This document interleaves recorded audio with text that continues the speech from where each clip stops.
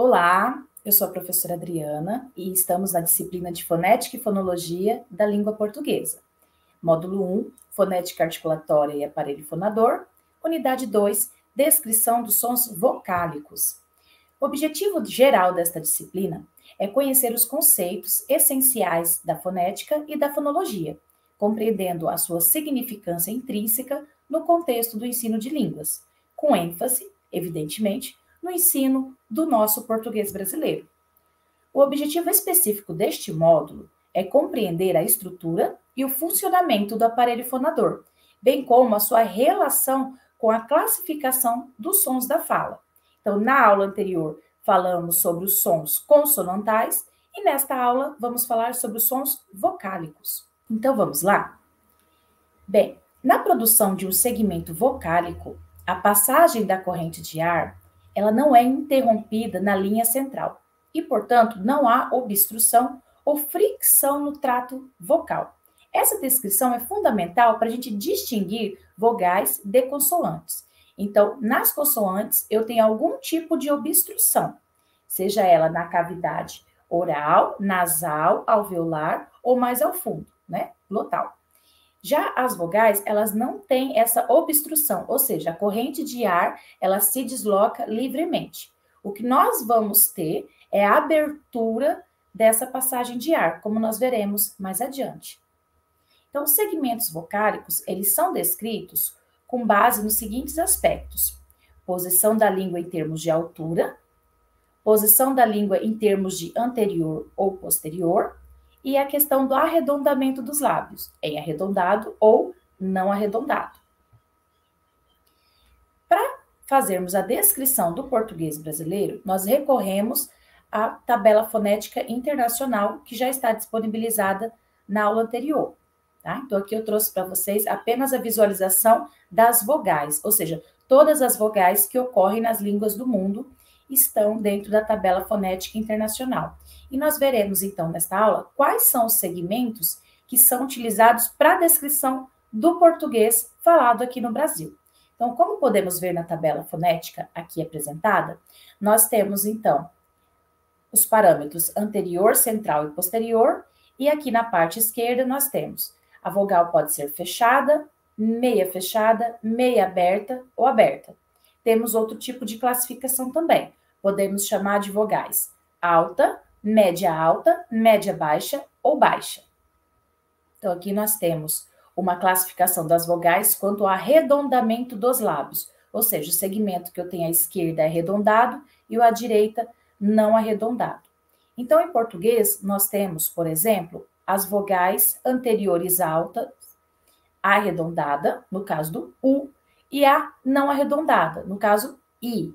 Nós temos as médias altas, não arredondada e a arredondada O. Nós temos a média baixa e a média baixa posterior arredondada O. E nós temos a vogal central baixa A. Então, percebam que para o arredondamento, a gente tem uma visibilidade de modo que os lábios formam um arredondamento, ou seja, a gente faz um movimento para U, O, O. E isso ocorre em diversas línguas do mundo. Então, em português, as nossas anteriores não fazem o arredondamento. Então, I, E, mas as posteriores fazem arredondamento. U, O, O. E o A não faz arredondamento também. A. Aqui nós temos alguns exemplos para as vogais tônicas do português brasileiro. As vogais tônicas, elas ocorrem em palavras como vi, IP, pé, pá, avó, avô, jacu. Eu tenho a ocorrência de todas as vogais dentro das sílabas consideradas tônicas. Bem, vamos falar um pouco agora sobre as articulações secundárias dos segmentos vocálicos. Então, existem algumas propriedades articulatórias que nós chamamos de secundárias, conforme os autores Abercrombie e Cagliari, que diz respeito à duração, desvozeamento, nasalização e tensão. Do ponto de vista fonético, o que caracteriza um segmento como vocálico ou consonantal é o fato de haver ou não obstrução da passagem da corrente de ar pelo trato vocal. Segmentos vocálicos, então, apresentam a passagem livre da corrente de ar. E os segmentos consonantais apresentam obstrução ou fricção. Os glides, eles podem apresentar tanto características fonéticas de segmentos vocálicos, quanto características de segmentos consonantais. Os ditongos, eles são geralmente tratados como uma sequência de segmentos vocálicos, isso para o português brasileiro, porque em outras línguas nós temos também consoantes nessa posição. É como acontece na língua alemã, por exemplo. No alemão, nós temos uma consoante que ocupa posição de glide, numa palavra como Stein. Né? Então, esse sh, ele pode ser considerado um segmento vocálico. Ainda que eu tenha uma obstrução, eu tenho uma passagem de corrente de ar. E essa consoante, ela ocorre sempre contígua à outra consoante, como se ela não tivesse força para pertencer a uma sílaba única. Bem, um dos segmentos da sequência, no caso do nosso português brasileiro, é interpretado como uma vogal e o outro é interpretado como semivocoide, que também poderia ser chamado de semicontoide ou mais conhecidamente, né, no ensino escolar como semivogal. Também tem um outro termo dentro da linguística para essa vogal, que forma o ditongo, que é vogal assilábica.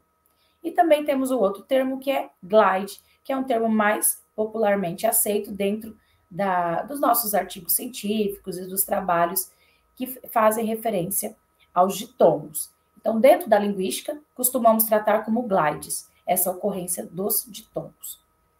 Um ditongo, ele está em oposição a uma sequência de vogais, pelo fato de ambas as vogais no ditongo ocorrerem em uma única sílaba, enquanto que na sequência de vogais, os dois segmentos vocálicos ocorrem em sílabas distintas. Na sequência de vogais, um ditongo, a vogal sem proeminência acentual corresponde ao glide. Então, vamos ver aqui alguns exemplos. O movimento articulatório de um ditongo, ele difere do movimento articulatório de duas vogais em sequência, sobretudo quanto ao tempo ocupado na estrutura silábica e quanto à mudança de qualidade vocálica. Então, nós temos aqui dois exemplos, um exemplo de ditongo e um exemplo de hiato. Então, um ditongo, pais, pais no sentido de pai e mãe, por exemplo, plural de pai, pais. E nós temos outra palavra que é país. Então, pais, a gente não faz divisão silábica, porque é um ditongo. Então, o A é uma vogal e o I é uma semivogal, que também pode ser chamado de glide na área da linguística. Já país, eu tenho duas sílabas, porque esse is, ele é acentuado. Isso eu estou dizendo não com base apenas na ortografia, mas foneticamente ele é acentuado. Pais é ditongo, país é hiato. Outro exemplo bastante comum que gera muita dúvida no ambiente escolar é a palavra dois. Dois, ó, dois. Eu tenho um ditongo, mas duas eu tenho um hiato. Então, dois é um ditongo, eu não separo sílaba, mas duas é um hiato, eu faço a separação silábica. Tipos de ditongo. Eu posso ter ditongos crescentes, ou seja, eu tenho primeiro um glide e depois uma vogal, ou eu posso ter um ditongo decrescente, em que primeiro eu tenho a vogal e depois o glide. Os ditongos crescentes, eles são uma sequência de glide e vogal. O glide, que ocorre na parte inicial de um ditongo crescente, pode começar em I ou U. Ditongos crescentes em português são sempre orais, ou seja, eles não são nasais.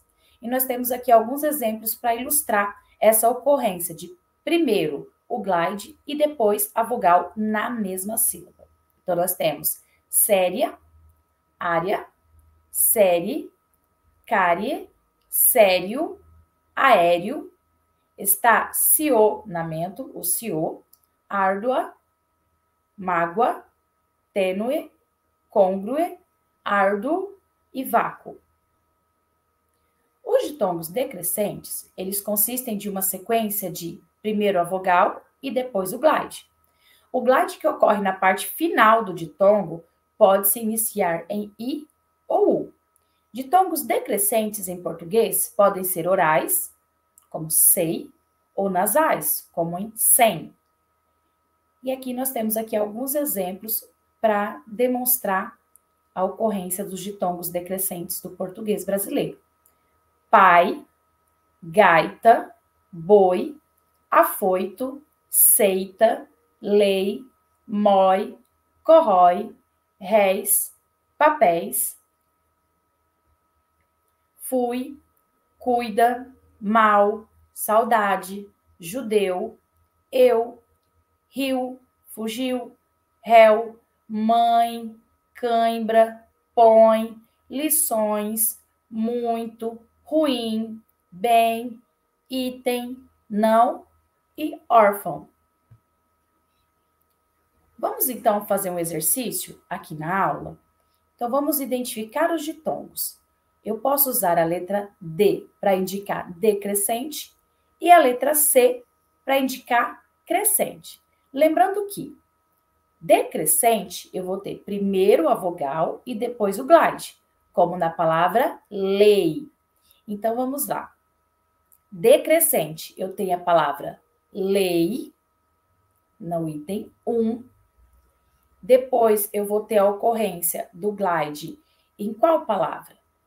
Isso, na palavra 6, Moscou.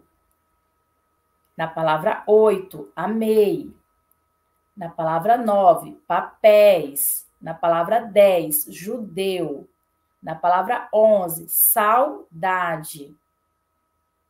Na palavra 14, anzóis. Na palavra 15, mói. E na palavra 16, 8. Tudo bem? Agora, vamos indicar os ditongos crescentes. Aqui no item 2, eu tenho um exemplo de ditongos crescentes. Então, primeiro eu tenho o glide e depois a vogal. Então, eu tenho a palavra aqui no item 2, várias. Quais são as outras palavras que apresentam ditongo crescente? Então, eu tenho a palavra 2, várias.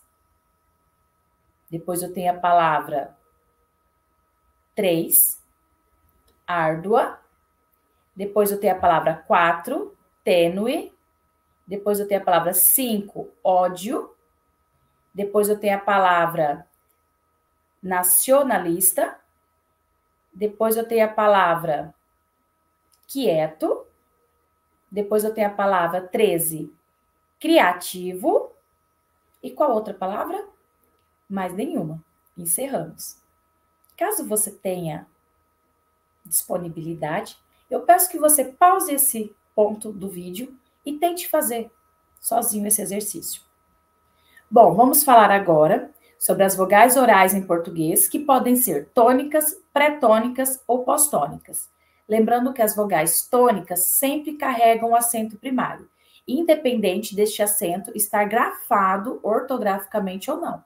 Aqui eu apresento para vocês o quadro das vogais tônicas orais do português brasileiro.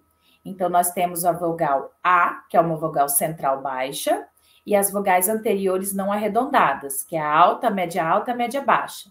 Então, eu tenho I, E, e as vogais posteriores arredondadas, também alta, média baixa e média alta, U, O. Então, essas são as vogais tônicas orais que ocorrem no português. Então, aqui eu trouxe alguns exemplos para a gente ilustrar o que é uma sílaba pré-tônica, tônica e pós-tônica. Então, por exemplo, na palavra, a primeira, pálido. Pálido. Então, a intensidade maior está na sílaba pá. Pálido. Eu não falo pálido e nem pálido. Eu falo pálido. Então, eu tenho aqui a sílaba tônica pá e duas sílabas pós-tônicas, a sílaba li e a sílaba du. A palavra pálido. A próxima palavra é a palavra café. Então, na palavra café, eu tenho a sílaba tônica fé e uma sílaba pré-tônica, ou seja, ela vem antes da tônica. Sílaba K. Então, eu não falo caf, eu falo café. Eu falo café, eu falo café. Então, aqui no caso, fé é sílaba tônica. E eu não tenho nenhuma sílaba pós-tônica em café. Correto? Então, quando eu não tenho uma outra sílaba pós-tônica, quando eu não tenho uma sílaba pré-tônica e eu quero marcar que eu estou dizendo que não há nessa palavra nem uma pretônica, nem uma apostônica, nós indicamos com este símbolo que significa zero, ou seja, não ocorrência de segmento, tá? É um símbolo zero com uma barra. Última palavra aqui, rato. Rato. Então, em rato, eu tenho uma tônica, e aí eu tenho um intervalo, que eu poderia ter ou não alguma outra sílaba postônica. E eu tenho a sílaba tu. Então, eu posso variar a posição da postônica. Eu posso dizer que existe uma lacuna entre uma sílaba e outra, desde que essa lacuna seja zero, tá? Mas em rato, eu tenho a sílaba tônica ra e a apostônica tu. Aqui, novamente, o quadro, tá? Das vogais. E aqui, o que está em evidência é que as vogais pré-tônicas orais do português, elas vão ocorrer com variação, principalmente na categoria média-baixa. Então, por exemplo, a palavra escola, em alguns dialetos do português, ela pode ser encontrada como escola. Ou seja, numa posição pré-tônica, eu posso encontrar aí uma média-baixa em alguns dialetos do nosso português brasileiro. Aqui eu tenho mais alguns exemplos de vogais pré-tônicas. Então, dedal, cueca, modelo. Aqui, didal, cueca, modelo.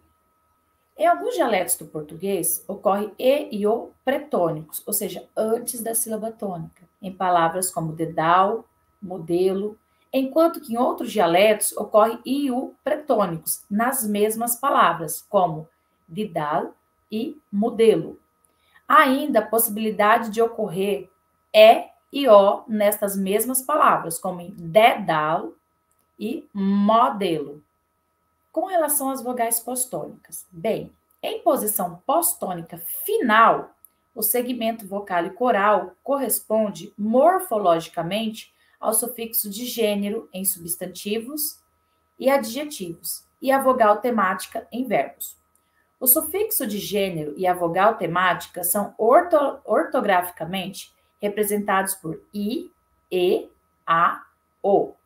As palavras jure, jure, gota, mato e as formas verbais, né? Come, no caso de ele come, fala, como, ilustram substantivos e verbos cuja vogal postônica final é uma das vogais I, E, A e O, conforme a professora Thaís Cristófaro pontua na sua obra.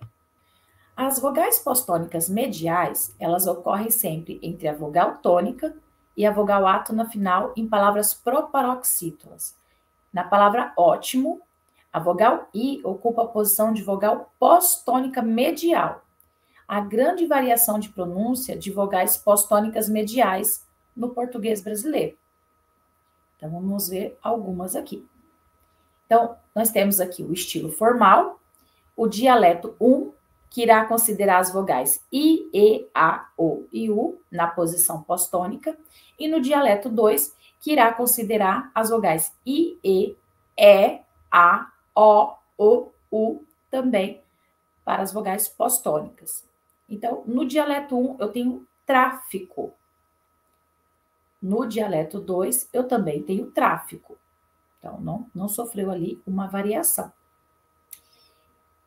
Próxima palavra, sôfrego. Tanto o dialeto 1 quanto o dialeto 2 não manifestaram variação. Agora, na palavra número, eu já tenho uma variação para o dialeto 2. O dialeto 2 vai dizer número. Então, número, número. Próxima palavra, sílaba. Também não possui variação entre o dialeto 1 e 2. Êxodo. Também não apresentou variação entre o dialeto 1 e 2. Mas a próxima palavra apresenta variação. Eu tenho pérola no dialeto 1 e pérola no dialeto 2. E você? Como que você pronuncia essas palavras? Faça esse exercício. Verifique se o seu dialeto pertence mais ao dialeto 1 ou ao dialeto 2. Bom, estamos chegando ao final de mais uma aula. mais uma enriquecedora aula de fonética do nosso português brasileiro. Saiba que cada material foi pensado e elaborado com muita dedicação para contribuir com o seu crescimento e o seu aprendizado. Nos vemos na próxima aula.